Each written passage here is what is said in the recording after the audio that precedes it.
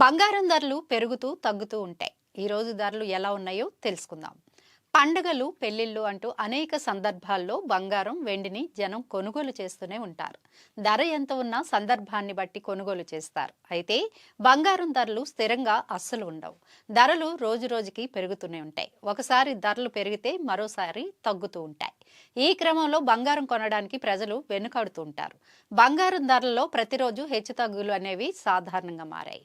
నిన్నటితో పోల్చితే నేడు బంగారం ధరలు భారీగా పెరిగాయి. క్రితం రోజు స్వల్పంగా తగ్గిన గోల్డ్ రేట్ ఇవాళ కాస్త దిగివచ్చింది.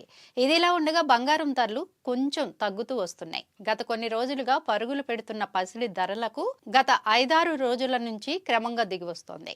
ఎంత తగ్గినా ప్రస్తుతం తులం బంగారం కొనాలి అంటే ₹1,00,000 పెట్టాల్సిందే. ఒకప్పుడు 90,000 వరకు ఉన్న బంగారం ధర ప్రస్తుతం ₹1,00,000 దాటేసింది. అయితే నిన్నటితో పోలిస్తే తాజాగా ఆగస్టు 20న తులం బంగారం ధరపై 430 వరకు దిగి వచ్చింది. ప్రస్తుతం దేశీయంగా 24 క్యారెట్ల 10 గ్రాముల పసిడి ధర ₹1,740గా ఉండగా 22 క్యారెట్ల 10 గ్రాముల ధర 92,340గా ఉంది. ఇక 18 గ్రాముల బంగారం ధర 75,550గా ఉంది. ఇక వెండి విషయానికి వస్తే దీని ధర కూడా అతి స్వల్పంగా తగ్గింది.